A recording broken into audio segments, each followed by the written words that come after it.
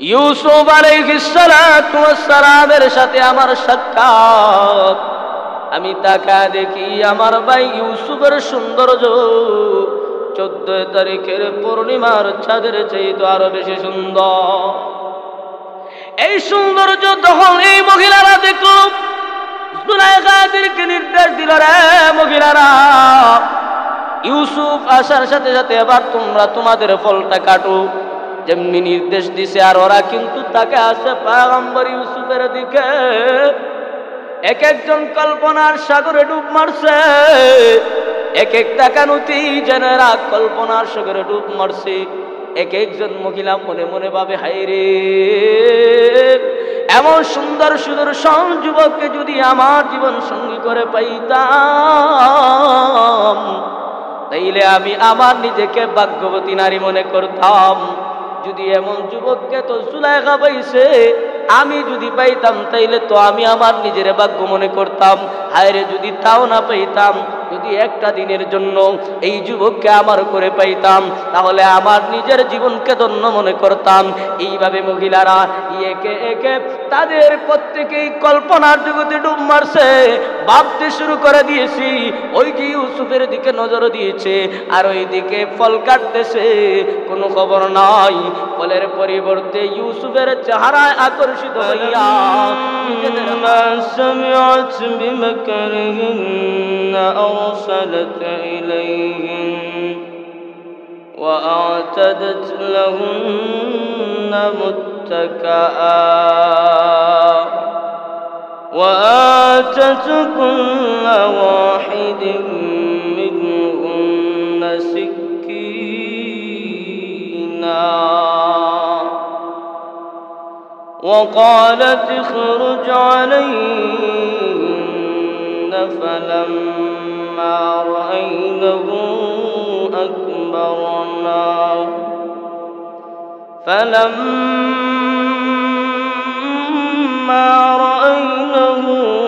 أكبرنه وقطعن أيديهن وقلن حاشا لله ما هذا بشرا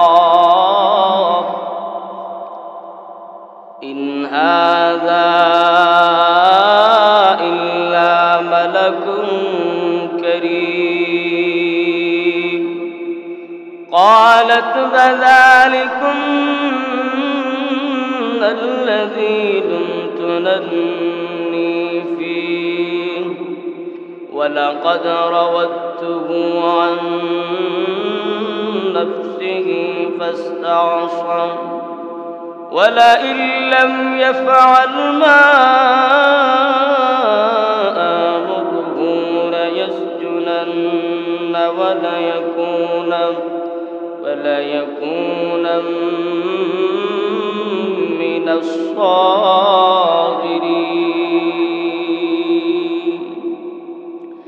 آمنت بالله صدق الله مولانا العظيم وصدق رسوله النبي الأمي الكريم ونحن على ذلك لمن الشاهدين والشاكرين والحمد لله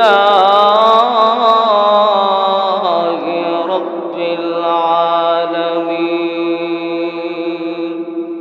صلى الله على سيدنا ومولانا محمد وعلى آله وأصحابه وسلم مولانا محمد وعلى آله وأصحابه وسلم بلغ العلا بكماله كشف الدجى بجماله حسنت جميع خصاله صلوا عليه وآله لا إله ইল্লাল্লাহ লা ইলাহা ইল্লাল্লাহ লা ইলাহা ইল্লাল্লাহ লা ইলাহা ইল্লাল্লাহ মুহাম্মাদুর রাসূলুল্লাহ সাল্লাল্লাহু আলাইহি ওয়াসাল্লাম। আলহামদুলিল্লাহ, মহান আল্লাহ রাব্বুল আলামিনের দরবারে অসংখ্য গণিত শুকর ও সুজুদ। যে রব্বে কারীম অত্যন্ত দয়া এবং মায়া করে আল্লাহর ঘর মসজিদে আসার বসার, আল্লাহর বিধান পালনের উদ্দেশ্যে আসার বসার তৌফিক দান করেছেন, এজন্য সকলে মহান মালিকের দরবারে কালিমাতুশ শুকর আদায় করি, বলি আলহামদুলিল্লাহ। আল্লাহ তাআলার শুকর। আমরা গত জুমায় আলোচনায় পর্যন্ত আসছিল যে নবী ইউসুফ আলাইহিস সালাতু ওয়াস সালামের আলোচনা। একটা পর্যায়ে জুলাইখা ইউসুফ আলাইহিস সালাতু ওয়াস সালামকে ফুসলাইতে লাগলো, কিন্তু ইউসুফ আলাইহিস সালাতু ওয়াস সালাম তার দিকে ধাবিত হলেন না। আল্লাহকে ভয় করে তার ছলনা থেকে নিজেকে আত্মরক্ষা করলেন। 7টা রুমের মধ্যে তালাবদ্ধ করে রাখলো, চাইল যে ইউসুফকে পথভ্রষ্ট করার, গুমরা করার, ইউসুফকে নিয়ে খারাপ কাজ করার, কিন্তু পয়গম্বর ইউসুফ আলাইহিস সালাতু ওয়াস সালাম তার প্রস্তাবে রাজি হলেন না। তিনি ওনার চরিত্রকে হেফাজত করলেন। সামনে যখন 7টা রুম ভেদ করে যখন বাইরে আসলেন, আজিজে মিসরের সাথে সাক্ষাৎ, তখন জুলাইখা তার রূপ বদলাইয়া ফেলল। তখন সে তার সমস্ত দোষ ইউসুফ আলাইহিস সালাতু ওয়াস সালামের উপরে চাপাইয়া দিল। তখন ইউসুফ আলাইহিস সালাতু ওয়াস সালাম তখন ওই মন্ত্রী পরিষদের ছোট্ট একটা বাচ্চাকে সাক্ষী গ্রহণ করলেন। আল্লাহ তাআলার হুকুমে ওই ছোট বাচ্চা সাক্ষ্য প্রদান করলো। এই সাক্ষ্যর মাধ্যমে পয়গম্বর ইউসুফ আলাইহিস সালাতু ওয়াস সালাম নির্দোষ প্রমাণিত হলেন। এই অবস্থা ইউসুফ আলাইহিস সালাম নির্দোষ প্রমাণিত হলেন এবং জুলাইখা দোষী প্রমাণিত হলো। জুলাইখাকে আজিজে মিশর বলল যে, জুলাইখা, তুমি তোমার নিজের কাছে মাফ চাও, ইউসুফের কাছেও মাফ চাও। অবশ্যই তুমি হইলা পাপী, তুমি দোষী। আর ইউসুফকে বলল, ইউসুফ, তুমি আর মনে দইর না, তোমার যে মনক্ষুণ্ণ হইও না। জুলাইখা তোমার ব্যাপারে যে অপবাদ দিয়েছে, আমি তো বুঝতে পেরেছি আসলে কে দোষী আর কে নির্দোষ। বাবা ইউসুফ, তুমি এটা বাদ দাও, এখানেই শেষ। কিন্তু এই ঘটনাটা আর তাদের এই মন্ত্রী পরিষদে সীমাবদ্ধ রইল না। আস্তে আস্তে এই ঘটনাটা ছড়ায় গেল মন্ত্রী পাড়ার সমস্ত মেয়েদের কানে, মহিলাদের কানে এই খবরটা ছড়ায় যখন গেল, মহিলারা যখন এই ব্যাপারে ফিসফিস শুরু করে দিল, কানাঘুষা করে দিল, তারা কি কথাবার্তা শুরু করে দিল, এটা আল্লাহ কুরআনে কারীমের মধ্যে তুলে ধরছেন। আল্লাহ তাআলা বলেন, وقال نسوة في المدينة امرأة العزيز تراود فتاها عن نفسه قد شغفها حبا إنا لنراها في ضلال مبين।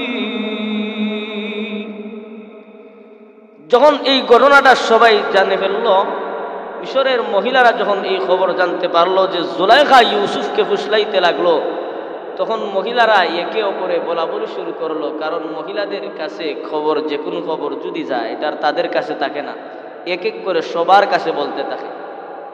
এখন যে শুধু মহিলারাই কথা লাগায় বিষয়টা এমন নয়, বরং পুরুষরা আছে, পুরুষরা কথা পাচার করে, কিন্তু মহিলাদের চাইতে কম। তো ওই মহিলারা যখন শুনতে পারলো জুলাইখা তার গোলাম ইউসুফের প্রেমে পড়ে গেল, আসক্ত হয়ে গেল, তাকে ফুসলাইতে লাগলো, তখন তারা কানাঘুষা শুরু করে দিল, বলা বলি শুরু করে দিল, তার ব্যাপারে আলোচনা সমালোচনা শুরু করে দিল। আর একজন আরেকজনকে বলে, শুনছনি? বলে কি হয়েছে? যে বলে, আমাদের ছুটেগরের খবর হইলে সারা পাড়া মহল্লায় যাই না ফেলে, আর বড়গরের কোনো কিছু হইলে এটার খবর দেখি জানা যায় না, এটার খোঁজ খবর কেউ জানে না। শুনছনি কি হয়েছে? বলে কি হয়েছে? বলে আজিজে মিশরের স্ত্রী অর্থমন্ত্রীর বিবি জুলাইখা তার যে একটা গোলাম আছে ওই ইউসুফের প্রতি আকৃষ্ট হয়ে গেছে, সে তাকে ফুসলাইতে রাখছে। নিশ্চয়ই ওই জুলাইখা দোষী, সে গুমরাগির মধ্যে আছে, তার ভ্রান্তির মধ্যে দেখতে পাচ্ছি। এই কথাটা যখন ছড়ায় গেল, একে একে মিশরের যত মন্ত্রী পরিষদের যত মেয়েরা আছে, আরো যত মন্ত্রী আছে, এদের বিবিদের কাছে যখন ঘটনাটা প্রচার হয়ে গেল, তখন এরা চিন্তা করলো, জুলাইখার চিন্তা করলো যে আমার স্বামীও অর্থমন্ত্রী, এদের চাইতে সম্মানী, আবার আমিও এক বাদশার মেয়ে, আমারও সম্মান আছে, আমারও ইজ্জত আছে। এখন এদের মুখ কিভাবে বন্ধ করা যায়? এরা যেভাবে আমার ব্যাপারে, আমার ফ্যামিলির ব্যাপারে আলোচনা সমালোচনা করতেছে, এদের মুখ কিভাবে বন্ধ করা যায়? বলে আগে এদের মুখ বন্ধ করতে হবে, প্রয়োজনে ইউসুফকে জেলের মধ্যে আবদ্ধ করাইব, জেলের মধ্যে দিব, যাতে মানুষ বুঝতে পারে যে জুলাইখা নির্দোষ আর ইউসুফ হলো দোষী। নাউজুবিল্লাহ। এবার জুলাইখা কি করলো? সে এবার চিন্তা করলো এই মহিলাদের মুখ আমার সর্বপ্রথম বন্ধ করতে হবে। কিভাবে এবার এদের মুখ বন্ধ করব? এবার যখন তার কান পর্যন্ত এই কথাটা শুনলো যে মহিলারা তারে নিয়ে বলা বলি করে, তার ব্যাপারে আলোচনা সমালোচনা করে, এবার সে এদের ব্যাপারে একটা বুঝ সভার আয়োজন করলো, যে উদ্দেশ্য হইল এদের মুখ কোনো রকম নেই বন্ধ করা যায়। আল্লাহ এই কথাটাও কোরআনে কারীমের মধ্যে তুলে ধরছে। فلما سمعت بمكرهن أرسلت إليهن وأعتدت لهن متكئا وآتت كل واحد منهن سكينا وقالت اخرج عليهم فلما رأينه أكبرنه وقطعن أيديهن وقلن حاشا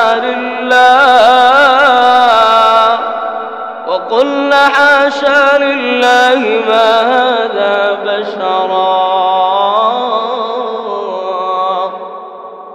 জুলাইখা এবার মন্ত্রী পরিষদের ওই মহিলাদেরকে দাওয়াত দিল।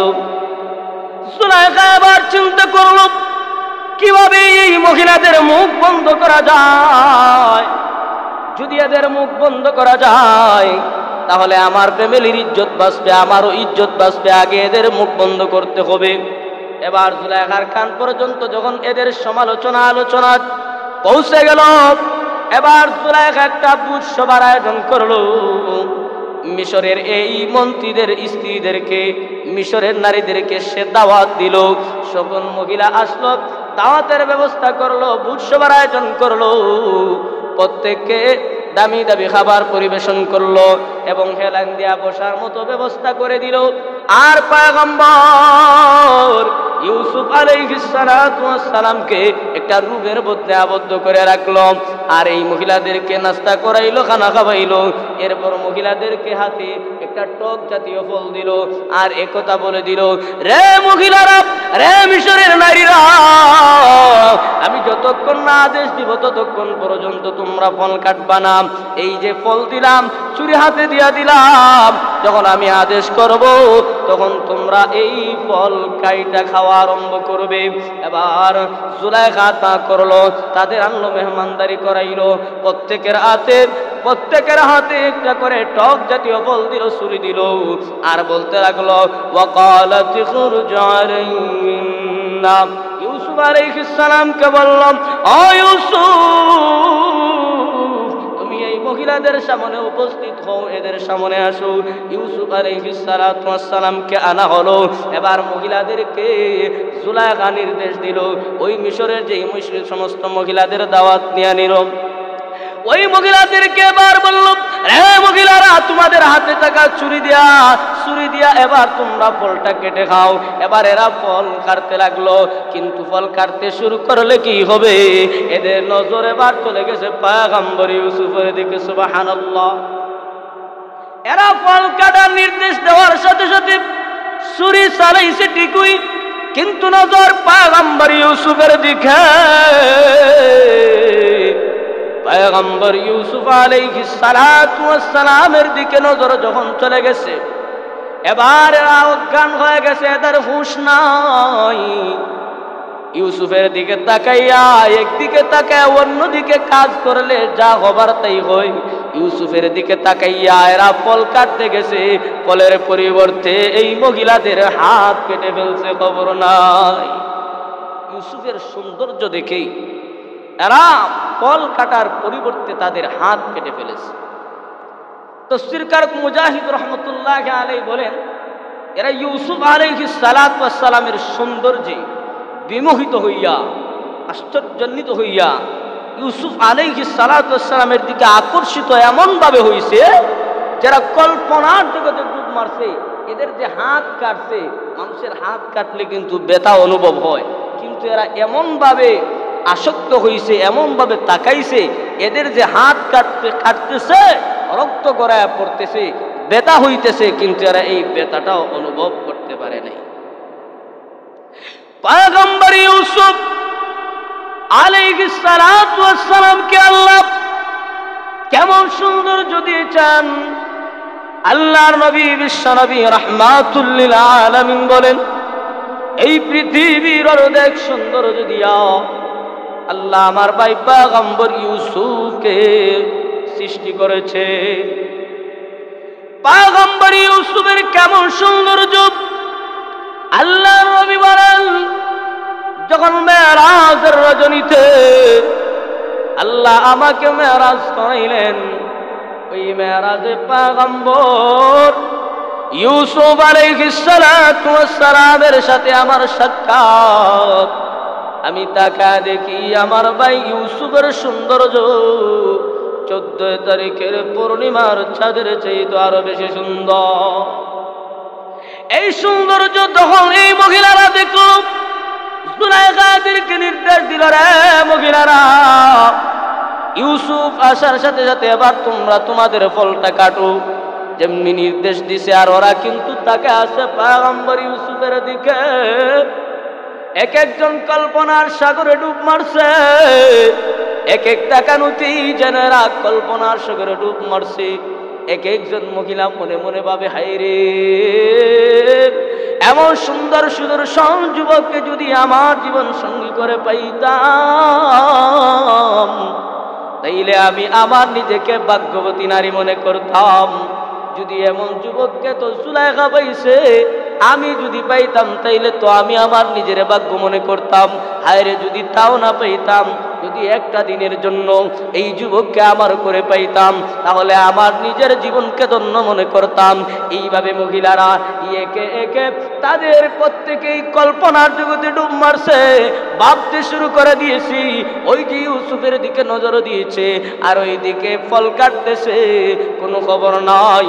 ফলের পরিবর্তে ইউসুফের চেহারায় আকর্ষিত হইয়া নিজেদের হাত কেটে ফেলছে।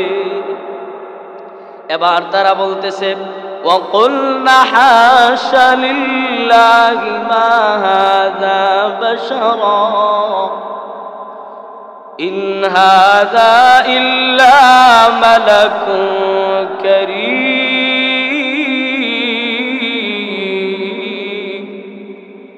এবার এই মহিলারা আল্লাহর নাম নিয়ে আফসোস করতেছে আর বলতেছে, এই যে যুবকটাকে আমরা দেখলাম, এটা কোনো মানুষ নয় রে। মানুষের চেহারা তো এমন সুন্দর হয় না, মনে হয় এটা আল্লাহর কোনো সম্মানিত ফেরেশতা। এরা পয়গম্বর ইউসুফ আলাইহিস সালাতু ওয়াস সালামের সম্মান বাড়াইতে গিয়া বলছে, মর্যাদা বাড়াইতে গিয়া বলছে কি, এটা মানুষ নয়, ফেরেশতা। এখানে একটা বিষয় আমাদের লক্ষণীয় জানার বিষয়, যে সমস্ত শরহুল আকাইদ নামে একটা আকীদার কিতাব আছে, ওইখানে স্পষ্ট লেখা আছে যে সমস্ত পয়গম্বর রসুলগণ এদের মর্যাদা এমন যে ফেরেশতাদের চাইতো এদের মর্যাদা বেশি। সুতরাং এরা যে মর্যাদা বাড়ানোর জন্য বলল ইউসুফ মানুষ নয় বরং ফেরেশতা, মূলত মর্যাদা বাড়ছে না বরং কমছে। তো আমাদের সমাজে অনেক সময় আমরাও কিছু কিছু মানুষের ক্ষেত্রে প্রশংসা করি তার মর্যাদা বাড়ানোর জন্যে। দেখা গেছে অনেকে মর্যাদা বাড়ানোর ক্ষেত্রে যে প্রশংসা করি, প্রশংসায় মর্যাদা বাড়ার চাইতে বরং আরো মর্যাদা কমে। তো এবার বলতেছে, এরা আশ্চর্য হয়ে গেল, এমন সুন্দর সুদর্শন এরকম কোনো মানুষ হতে পারে না, মনে হয় আল্লাহর সম্মানিত কোনো ফেরেশতা। এরা এই কথা বলতেছে। এবার জুলাইখা চান্স পাওয়া গেছে, সুযোগ পাওয়া গেছে। তো এবার এদের মুখ বন্ধ করার সুযোগ আসছে। বলে কি করব? এবার জুলাইখা এদেরকে লক্ষ্য করে বলে, قالت فذلكن الذي لمتنني فيه ولقد راودته عن نفسه فاستعصم وإن لم يفعل ما آمره ليسجنن وليكونن من الصاغرين।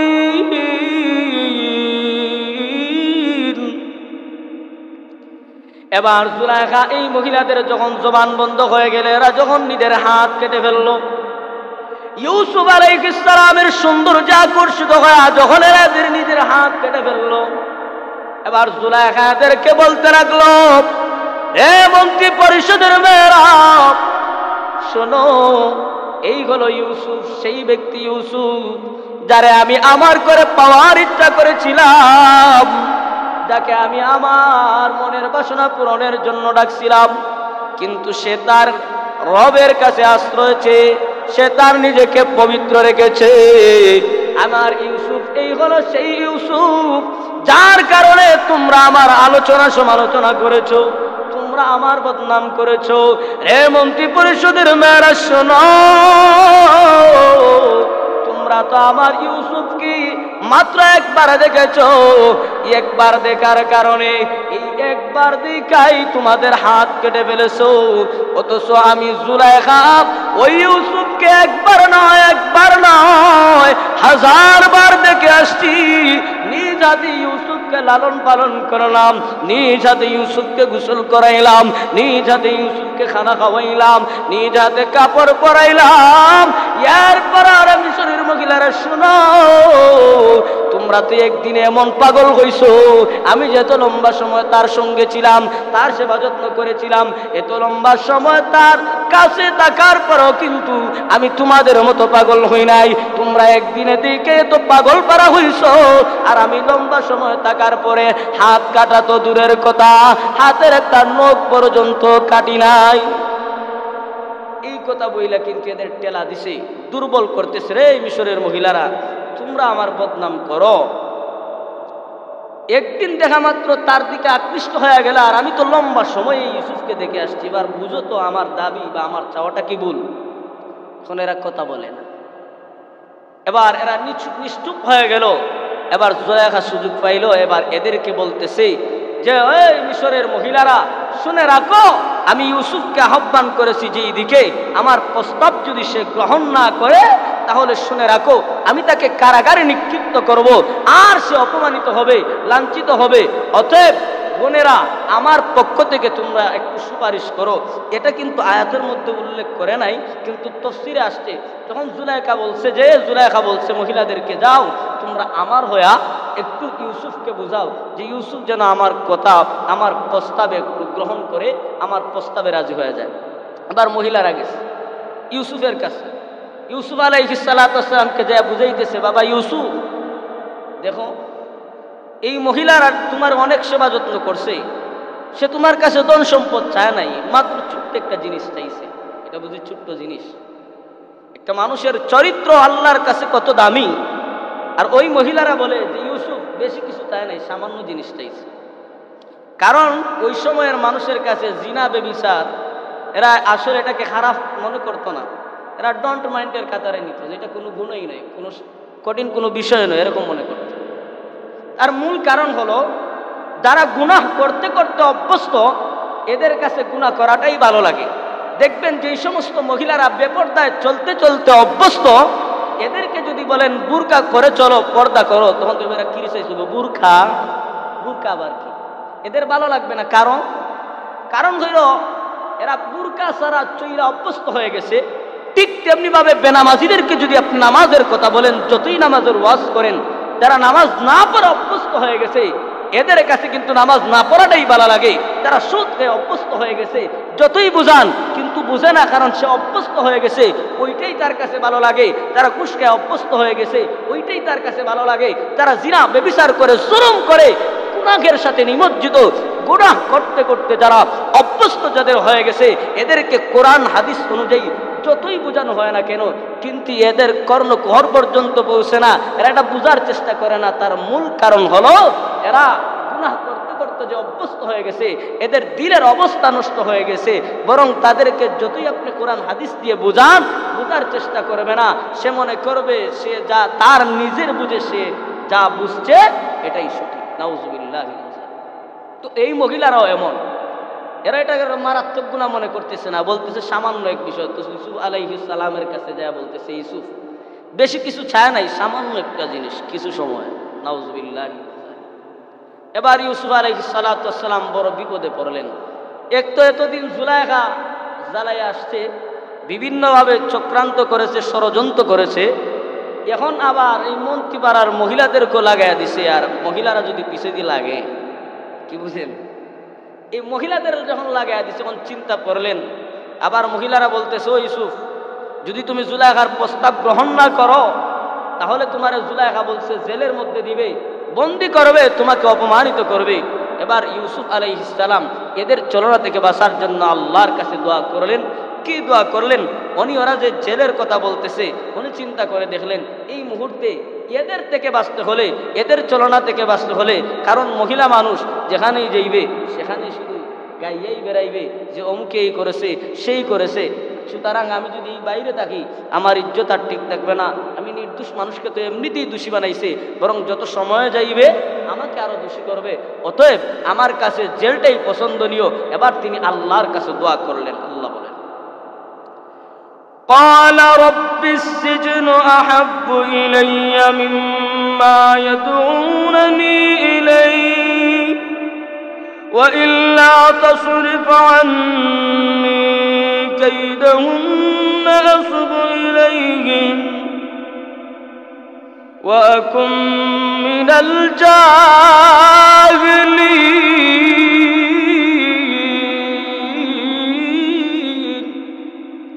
এবার পয়গম্বর ইউসুফ আলাইহিস সালাম আল্লাহর কাছে দোয়া করলেন।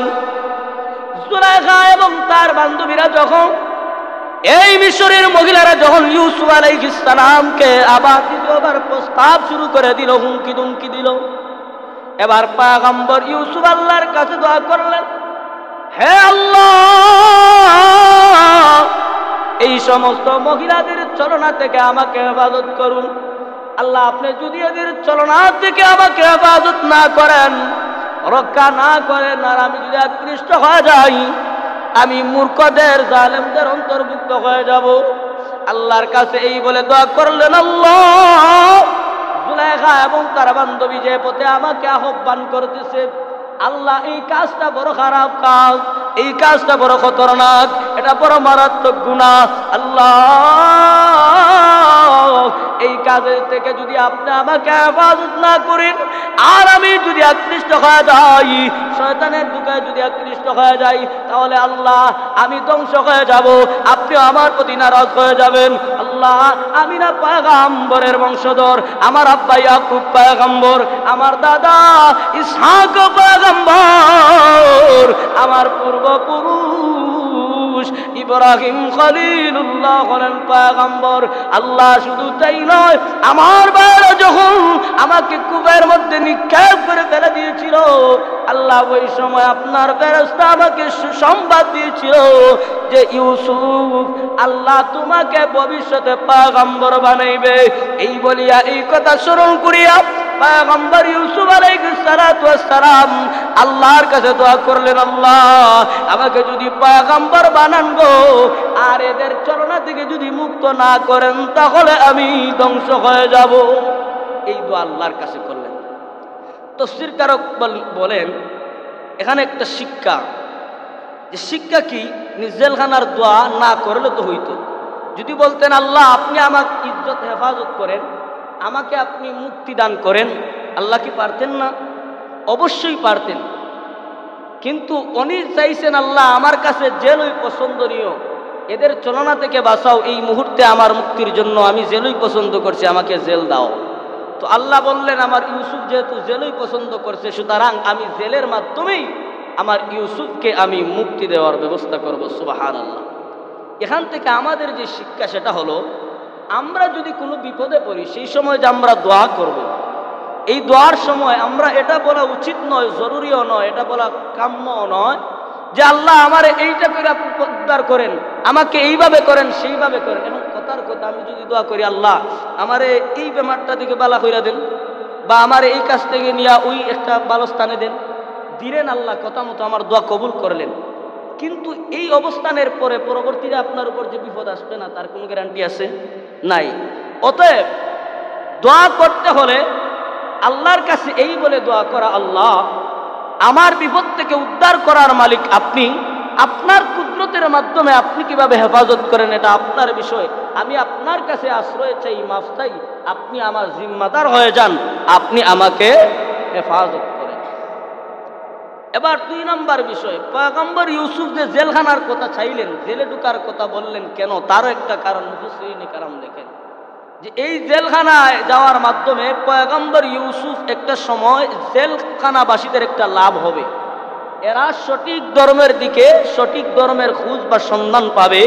এ কারণেই আল্লাহর হিকমত হলো পয়গম্বর ইউসুফ আলাইহিস সালাম জেলখানার দোয়া করলেন, এবার ওনাকে জেলখানা দেয়া হলো, আল্লাহ দোয়া কবুল করলেন। আল্লাহ বলেন فاستجاب له ربه فصرف عنه كيدهن إنه هو السميع العليم ثم بدا لهم من بعد ما رأوا الآيات ليسجننه حتى حين।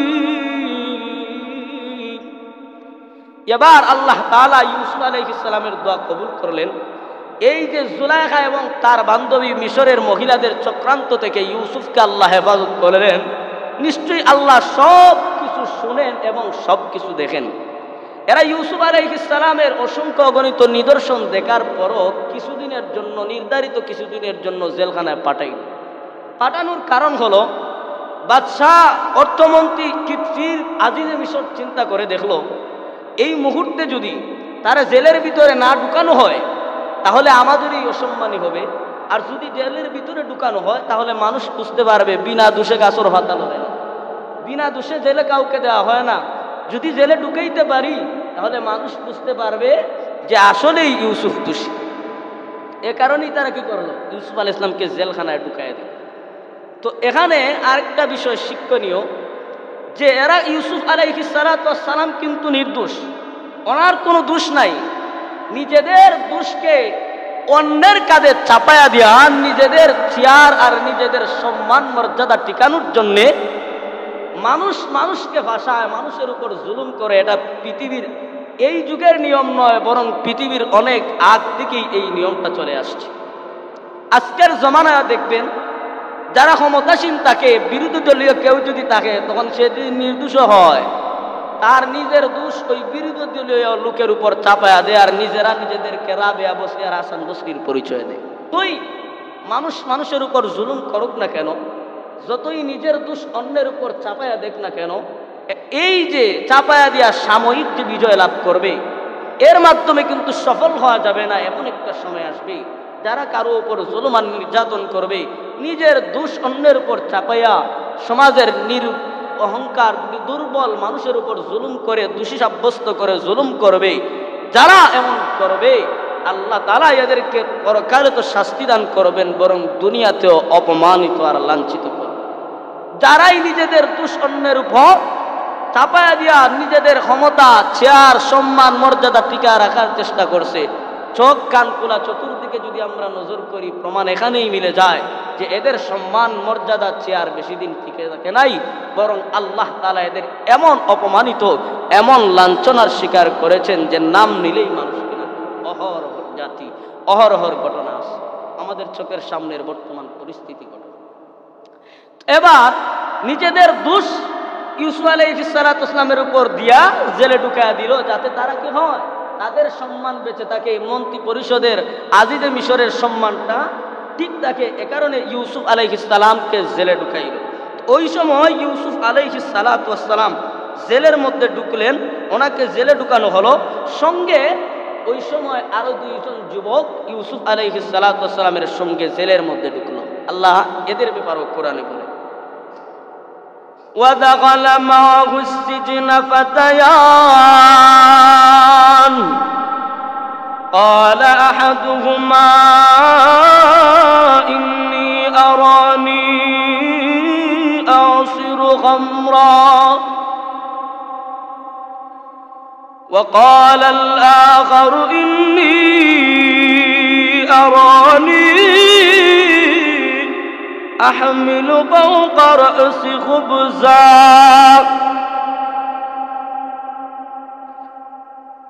تأكل الطير منه بنبئنا بتأويله إنا نراك من المحسنين। পয়গম্বর ইউসুফ আলাইহিস সালামকে আবার জেলের ভিতরে ঢুকায়া দিল। উনি যেই সময় জেলের মধ্যে যান, ওই সময় আরো দুইটা যুবক জেলের ভিতরে ঢুকে। ওই দুই যুবকের একজন ছিল যে আহাদুহুমা ইন্নী আরানি আসিরু খামরা, ওই দুই যুবকের এক যুবক, এই দুই যুবকের এক যুবক যার কাজ ছিল সে আঙ্গুরের রস নিংড়াইয়া বাদশার মদ পান করাইতো, বাদশারে মদ পান করাইতো। আরেকজন ছিল বাদশার স্পেশাল বাবুরসি, যে বাদশার মন্ত্রী পরিষদের বাদশার স্পেশাল গেস্টের খাবারের ব্যবস্থা করত। এই যে দুইজন গেল ইউসুফ আলাইহিস সালামের সঙ্গে, আরো দুইজন যুবক যে জেলে ঢুকলো, এই দুইজন ছিল বাদশার, এই দেশের ওই বাদশার লোক। একজন বাদশাকে আঙ্গুরের রস নিংড়াইয়া এই মদ পান করাইতো, আর আরেকজন বাদশার স্পেশাল বাবুরসি। বাদশা কিন্তু যার তার হাতের খাবার খায় না, যে কোনো জিনিস খায় না, বরং স্পেশাল ভালো ভালো জিনিস ভক্ষণ করে, যে নিজে রাজা প্রজা জনগণ খাইলে খাক, না খাইলে না খাক, বরং আমার গদি আমার খানাটা ঠিক থাকতে হবে, এমন নেতা। তো আসল নেতার গুণ এমন হওয়া হইলে তো হবে না। নিজের গণভবন শাক সবজি সব খাবার দিয়ে যদি সাজায় রাখি, আর দাদা বাবুদের সাথে সম্পর্ক ঠিক রাখার জন্য ইলিশ পাচার করি, আর নিজের দেশের মানুষ ইলিশ পায় না 2000-1500-2500 টাকা দিয়াও, এমন নেতারে এমন বাদশারে তো আসলে প্রকৃত বাদশা কোয়া যায় না। বরং বাদশাহ নেতা হওয়ার জন্য যে যোগ্যতা, নেতা তো এমন ব্যক্তিকে মানা জরুরি, নেতা তো এমন ব্যক্তিকে মনে করা যেই নেতা সুখে দুঃখে জনগণের চিন্তা করবে, যেই নেতা বিপদের সময় জনগণকে ফালায়া যাবে না, বরং তার চিন্তা চেতনা এমন থাকবে, মরতে হলে আমার জনগণের সুখেই আমি সুখী, জনগণকে নিয়েই মরব। কারণ এমন নয় যে নিজের সুখে নিজের স্বার্থে নিজের জান বাঁচাইতে গিয়ে আমার জনগণের উপর জুলুম হবে, নির্যাতন হবে, আমি আমার জান বাঁচাই নিলাম, নিজের জান রক্ষা করলাম, আর নির্দোষ অনেক মানুষের উপর জেল জুলুম হলো, এমনটা বাদশার গুণ নয়। তো ওই দুই যে ব্যক্তি, একজনের কাজ কি, সে বাদশারে মদ পান করাইতো, আর আরেকজন বাদশারে খানার তৈরি করতো বাবুর্চি। এই দুই ব্যক্তি জেলে যাওয়ার কারণ হলো, ওই সময় বাদশারে হত্যা করার জন্য একটা চক্রমহল সিদ্ধান্ত নিল বিষ পান করে খাবার ওনাকে হত্যা করবে। ওই সময় ওই দুই ব্যক্তিকে টাকা দিয়া কিনে নিল। কিনে নেওয়ার পর ওই যে মদ যে ব্যক্তিটা পান করায়, সে কিন্তু এটা রাজি হয় নাই। আর যে ব্যক্তি বাবুর্চি ছিল, ওই বাবুর্চি ব্যক্তির টাকার ফাঁদে বইরা খানার মধ্যে বিষ মিশাইয়া দিল, খানার মধ্যে বিষ মিশাইয়া দিল। এবার যখন বাদশার সামনে যখন খানা নেওয়া হলো, ওই যে ব্যক্তিটা মদ পান করায়, সে বলতেছে, বাদশাহ জাহাপনা, আপনি খাবার খাইবেন না, আপনাকে এই খাবারের সাথে বিষ মিশানো হয়েছে। এই কথা বলার পরে যেই ব্যক্তি বাবুর্চি, তারে বলছে, এই খানাটা তুমি খেয়ে দেখাও তো বিষ আছে কিনা। না, সে খায় না, একটা পানিকে খাওয়ানো হলো, দেখা গেছে পানিটা মারা গেছে, প্রমাণিত হয়ে গেল যে বাদশাকে মারার জন্য ষড়যন্ত্র হয়েছে। এবার ওই দুই ব্যক্তিকেই জেলে পাঠাইল। দুই ব্যক্তিকে পাঠানোর কারণ, একেবারে সংক্ষেপে বলতেছি, দুই ব্যক্তিকে পাঠানোর কারণ হলো, ওই যে মদ পান করানো ব্যক্তি যদিও সে মারার সিদ্ধান্ত গ্রহণ করে নাই, কিন্তু তাদের পরামর্শ বৈঠকে সে উপস্থিত ছিল, প্রতিহত করে নাই, অথবা বাদশাকে আগে জানায় নাই, এ কারণে এই দুই ব্যক্তিকে জেলের মধ্যে পাঠাইল। ওই সময় ইউসুফ আলাইহিস সালামের সঙ্গেও এরাও জেলে ঢুকলো। এবার পয়গম্বর ইউসুফ আলাইহিস সালাম জেলে আসেন, লম্বা একটা সময় নির্দিষ্ট একটা কালের জন্য জেলের মধ্যে আসেন। ইউসুফ আলাইহিস সালাম জেলের মানুষের সাথে সুন্দর আচরণ করেন, অসুস্থ বেমারি মানুষদের সেবা শুশ্রূষা করেন, মানুষেরকে খেদমত করেন। মানুষেরা ইউসুফ আলাইহিস সালামের একটু সৌন্দর্য দেখে, আদর্শ দেখে, ব্যবহার দেখে সবাই ইউসুফ আলাইহিস সালামের ভক্তবৃন্দ হয়ে গেল। সুবহানাল্লাহ। যেমন আলেমরা জেলে ঢুকলে বক্ত হয়, নামাজের ইমামতি করানো হয়, ওয়াজ নসিহত শোনা হয় একদিক দিয়া। আর জেল জুলুম এটাও আল্লাহর রসুলের একটা সুন্নত। যেমন শিয়াবে আবি তালিবে আল্লাহর রসুল 3 বছর জেল কাটছে, বন্দী ছিলেন, খানা পিনা নাই, সাহাবায়ে কেরাম গাছের পাতা লতা খাইয়া নিজের জান রক্ষা করেছেন, এরপরও কাফের বেঈমানদের সাথে আপোষ করেন। তো জেল জুলুম আমরা অনেকে মনে করতে পারি এটা যেমন অপরাধীরাই খাটে, না। জেল জুলুম এগুলা নির্দোষ মানুষকে অনেক সময় নিজেদের ক্ষমতা, নিজেদের মান মর্যাদা চেয়ার টিকানোর জন্য নির্দোষ মানুষের গাড়ে দোষ চাপায়া দেওয়া হয়। তো এবার ইউসুফ আলাইহিস সালামের ভক্তবৃন্দ বেড়ে গেল। ওই দুই যুবকও কিন্তু ইউসুফ আলাইহিস সালামের ভক্ত। এই দুই যুবক একদিন স্বপ্নে দেখলো। এই স্বপ্ন দেখার পরে ইউসুফ আলাইহিস সালামের কাছে স্বপ্নের ব্যাখ্যা জানতে চাইল। এদের একজন বলল, আমার স্বপ্নের ব্যাখ্যাটা বলুন। কি ব্যাখ্যা, কি জানতে চাইল তারা বলল। قال أحدهما إني أراني أعصر خمرا। এই দুই ব্যক্তির একজন বলল, আমি দেখলাম আঙ্গুরের রস রিংরাইয়া, আঙ্গুর থেকে রস নিংড়াচ্ছি, অর্থাৎ আমি মদ পান করাইছি বাদশাকে। আর আরেকজন বলল, আমি স্বপ্নে দেখলাম আমার মাথার উপরে একটা তালা আছে, বাসন আছে, ওই প্লেটের উপরে রুটি আছে। আমি লক্ষ্য করে দেখলাম আমার মাথার উপরের ওই প্লেট থেকে রুটিটা একটা চিল বা কাক টুকরায়া টুকরায়া খাইতেছে। এর ব্যাখ্যা কি হবে? পয়গম্বর ইউসুফ আলাইহিস সালামকে বলল, নাব্বিনা বিতাউইলি, ও ইউসুফ, আপনি আমাদেরকে এই স্বপ্নের ব্যাখ্যা করে দেন।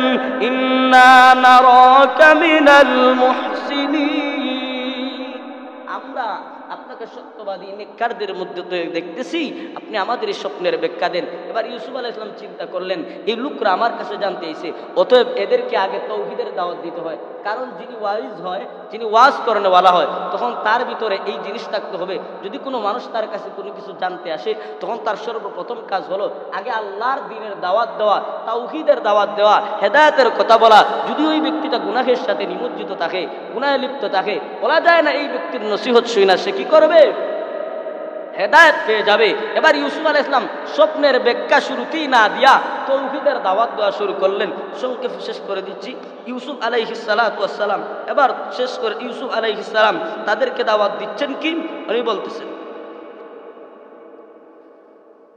قال لا يأتكما طعام ترزقانه إلا نبأتكما بتأويله قبل أن يأتيكما ذلكما مما علمني ربي إني تركت ملة قوم لا يؤمنون بالله وهم بالآخرة هم كافرون। ইউসুফ আলাইহিস সালাম এরা স্বপ্নের ব্যাখ্যা জানতে চাইল। ও ইউসুফ, আমাদের স্বপ্নের ব্যাখ্যা দাও। এবার ইউসুফ আলাইহিস সালাম তাদেরকে আগেই তাওহীদের দাওয়াত দিলেন। বললেন, রে ও আমার কারারক্ষী সাথীরা, শুনো, তোমাদের স্বপ্নের ব্যাখ্যা দিব। তোমাদের যে আজকের যে খাবারটা আসবে, এই খাবার সম্পর্ক আমি বলতে পারবো। তোমাদের এই খাবার আসার আগ পর্যন্ত আমি এর ব্যাখ্যা বলে দিতে পারবো। আর আমি যে তোমাদেরকে এর ব্যাখ্যা বলে দিব, তোমরা মনে করতে পারো জাদুর কারণে, অন্য কোনো কারণে না রে না। আল্লামানি রব্বি, এটা আমার আল্লাহর পক্ষ থেকে জ্ঞান প্রাপ্তের কারণে, আমার আল্লাহর দেওয়া ইলমের মাধ্যমে আমি তোমাদেরকে জানাই দিব। এরপর পয়গম্বর ইউসুফ তাদেরকে বললেন, ও আমার কারারক্ষীরা, শুনো, আমি তাদের মতবাদ পরিত্যাগ করেছি যারা আল্লাহকে বিশ্বাস করে না, যারা পরকালকে বিশ্বাস করে না।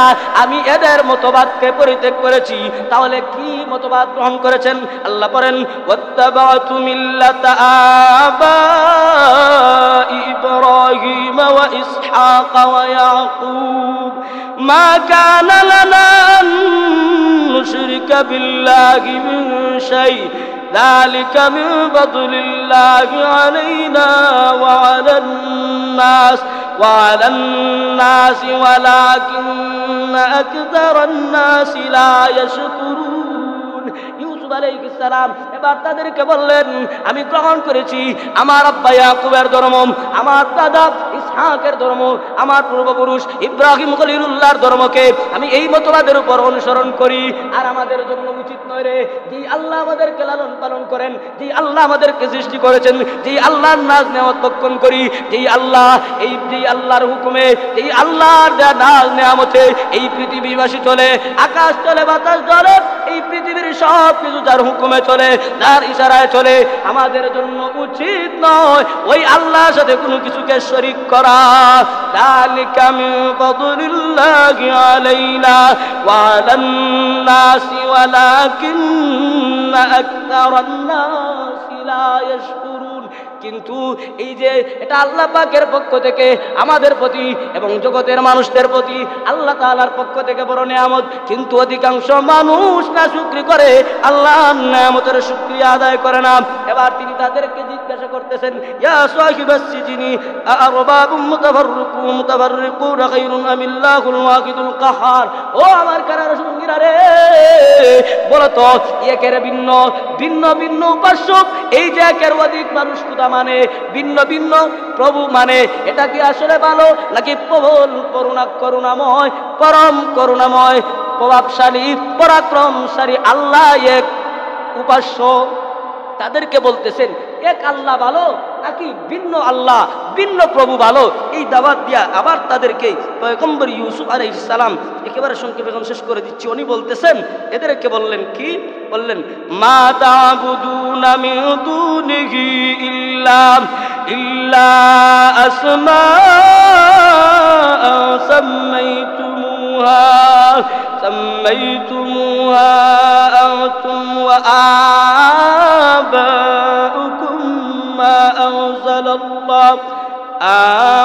আবাউকুম মা আনজালাল্লাহু বিহা মিন সুলতান ইনিল হুকমু ইল্লা লিল্লাহ আমারা আল্লা তা'বুদু ইল্লা ইয়্যাহু যালিকা আদ-দীনুল কাইয়্যিম ওয়ালাকিন্না আকসারান নাসি লা ইয়ালামুন।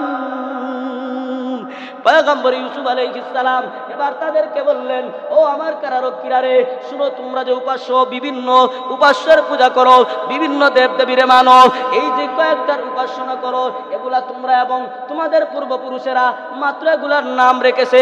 আসলে প্রকৃত অর্থে এরা কোনো খুদাই হতে পারে না, এদের কোনো দলিল নাই, এদের কোনো প্রমাণ নাই, বরং দলিল দেওয়ার যোগ্যতা একমাত্র আল্লাহ তাআলা। আল্লাহর হুকুমই চলে, আল্লাহই হলেন মালিক আর খালিক। ওই আল্লাহ তোমাদেরকে নির্দেশ দিয়েছেন, আল্লাহ তোমাদের আদেশ করেছেন, তোমরা যেন এক আল্লাহ ব্যতীত অন্য কারো ইবাদত করো না, এক আল্লাহ ব্যতীত অন্য কারো উপাসনা মাইনো না, অন্য কারো ইবাদত কইরো না। আর এটাই হলো সঠিক সত্য ধর্ম। এই দাওয়াত দেওয়ার পরে এবার স্বপ্নের ব্যাখ্যা দিলেন, ইয়া সাহিবাস সিজনি আম্মা আহাদুকুমা ফায়াসকি রাব্বাহু খামরা ওয়া আম্মাল আখারু ফায়ুসলাবু ফাতাকুলু আত-তায়রু মিন রাসি কুদিয়াল আমরু আল্লাযী ফীহি তাস্তাফতিয়ান। উনি বললেন, তোমাদের দুইজনের, উনি আলাদা করে বললেন না যে অমুক মারা যাবে আর অমুক বেঁচে যাবে, এভাবে না বলে, তার কারণ হলো যদি বললেন যে এই ব্যক্তি মারা যাবে আর ওই ব্যক্তি জীবিত থাকবে, তাহলে ওই ব্যক্তিটা কষ্ট পাবে। এ কারণে উনি আমভাবে বলে দিলেন, তোমাদের দুইজনের মধ্য থেকে একজন সে মুক্তি পাবে, সে নির্দোষ প্রমাণিত হবে এবং তার চাকরি আবার পূর্বে বহাল থাকবে। সে বাদশার মদ পান করাইবে আঙ্গুরের রস নিংড়ানোর মাধ্যমে। আর আরেক ব্যক্তি সে কি হবে, তাকে শুলির মধ্যে লটকায়া কিছুদিন পরে তাকে ফাঁসি দেওয়া হবে। এই কথা বলার পরে বললেন যে আমি যেভাবে বলছি, যেভাবে ব্যাখ্যা দিছি এভাবেই হবে। একথা বলার পরে তাফসীরে লেখা হয় এরা স্বীকার করছে, আরো অন্যান্য মতের মধ্যে মিলে এরা অস্বীকার করে, বলে ইউসুফ তোমার কথা মিথ্যা, আমরা তো এটা ডং করে বলেছি। ইউসুফ আলাইহিস সালাতু ওয়াস সালাম বলেন, তোমরা বাস্তবেই বলো আর ডং করেই বলো, বাস্তবেই বলো আর ডং করেই বলো, আমি যা বলেছি তাই হবে। এবার ইউসুফ আলাইহিস সালাম এই কথা বলে দিলেন। ওই যে দুই ব্যক্তির কথা কথা বললেন, একজন জীবিত থাকবে, সে মুক্তি পাবে, আবার তার বাদশাহের চাকরি পাবে। একজন মারা যাবে, যেই ব্যক্তি বেঁচে থাকবে তাকে গোপনে ইউসুফ আলাইহিস সালাতু ওয়াস সালাম একটা কথা বললেন, ইয়া সাহিবাস সিজিনি আম্মা হাদুকুমা।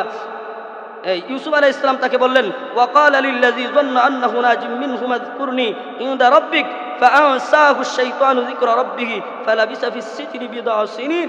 উনি বললেন, ওই যে এক ব্যক্তি যে বেঁচে থাকবে, নির্দোষ হবে, তাকে গোপনে বললেন, তুমি তো মুক্তি পাইবা, যদি মুক্তি দাও তোমার প্রভু, ওই সময় বাদশার তারা প্রভু বলতো, তোমার প্রভুর কাছে গিয়া বলবে আমার কথা। ইউসুফ একজন নির্দোষ মানুষ, অর্থমন্ত্রী তার স্ত্রীর ফাঁদে পইরা, স্ত্রীর ষড়যন্ত্রে তার মান মর্যাদা ঠিকায় রাখার জন্য ওই নির্দোষ ব্যক্তিটার উপর জুলুম করতেছে। অতএব ওই ব্যক্তিটার কি, ওই ব্যক্তিটাকে কি মুক্তি দেওয়া জরুরি নয়? আমার এই কথাটা তুমি গিয়া বলবা। এই কথা যখন ইউসুফ আলাইহিস সালাম তাকে বলে দিলেন, একথা এখানে একটার মধ্যখানে একটা প্রশ্নের জবাব দেই, ইউসুফ আলাইহিস সালামকে তো রক্ষা করবেন আল্লাহ, উনি কেন আরেকজনকে বইলা দিলেন? এর জবাব হলো, আল্লাহ তাআলা তো রক্ষা করবেন। যেমন একজন মানুষকে যদি এখন আমাদের সিলেট জেলের মধ্যে আসামি কেউ থাকে, এখন বাদশা কি সব জানে? বর্তমান যে আমাদের প্রধানমন্ত্রী বলেন, অন্তর্বর্তীকালীন সরকার, ইউনূস কি জানে? না। বরং তার এখন বের করতে হইলে সে যদি বলে আল্লাহ বাইর করলে আমি বাড়ি মার বৈশা থাকে, বারণই সম্ভব না।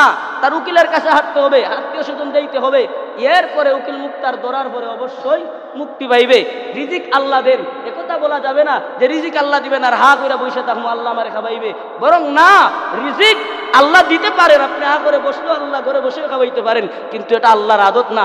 আল্লাহর আদত হলো তুমি রিজিকের তালাশে বের হয়ে যাও, হালাল রিজিকের তালাশে বের হও, আল্লাহ তাআলা তোমার রিজিকের ব্যবস্থা করে দিবেন, হালাল রিজিক দিয়ে তোমাকে আল্লাহ পুরস্কৃত করবেন।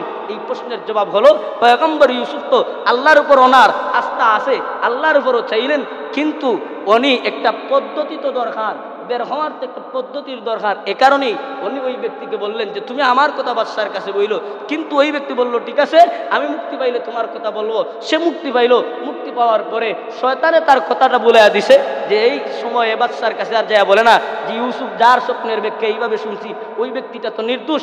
অর্থমন্ত্রী কীর্তির আজিজে মিশর তার স্ত্রীর ষড়যন্ত্রে তার সম্মান মর্যাদা টিকে রাখার জন্য ওই ব্যক্তিটার উপর জুলুম করছে, তো এই ব্যক্তিটাকে কি মুক্তি দেওয়া জরুরি নয়? এই কথা সে বলার ওয়াদা করে গিয়েছিল, কিন্তু শয়তান তার এই কথা বলে দিল। লম্বা একটা সময়, আরো কিছুদিন বেড়ে গেল। এভাবে ইউসুফ আলাইহিস সালাতু ওয়াস সালামের, পয়গম্বর ইউসুফ আলাইহিস সালামের কারাগারের জীবন আরো কিছুটা দিন লম্বা হলো। পরবর্তীতে এই বাদশাহ যিনি আছে, এই বাদশাহ একটা স্বপ্ন দেখবে, সারা মিশরের বড় বড় জ্যোতিষী আনবে, গণক আনবে, কেউ স্বপ্নের ব্যাখ্যা দিতে পারবে না। কিছুদিন পরে, অনেক বছর পরে, ওই যে এক ব্যক্তি মুক্তি পাইছিল, তার হঠাৎ স্মরণ হইবে জেলখানার এক ব্যক্তি আছে, সে স্বপ্নের ব্যাখ্যা দিতে পারে। তখন গিয়া তাকে তালাশ করে আনবে, সম্মানের সাথে ইউসুফ আলাইহিস সালামকে ওই বাদশাহ তলব করবেন। এবং পরবর্তীতে কি হবে ইনশাআল্লাহ আগামী জুমায় আলোচনা করব। যা আলোচনা করলাম আল্লাহ তাআলা বুলমান্তি মাফ করুন, আর শিক্ষণীয় যে বিষয় আল্লাহ তাআলা এর উপর আমাদের আমল করার তৌফিক দান করুন। আমিন। ওয়া আখির দাওয়ানা আলহামদুলিল্লাহি রাব্বিল আলামিন। সাল্লাল্লাহু আলা সাইয়্যিদিনা মাওলানা মুহাম্মদ ওয়া আলা আলিহি ওয়া সাহবিহি ওয়া সাল্লাম। অনেকে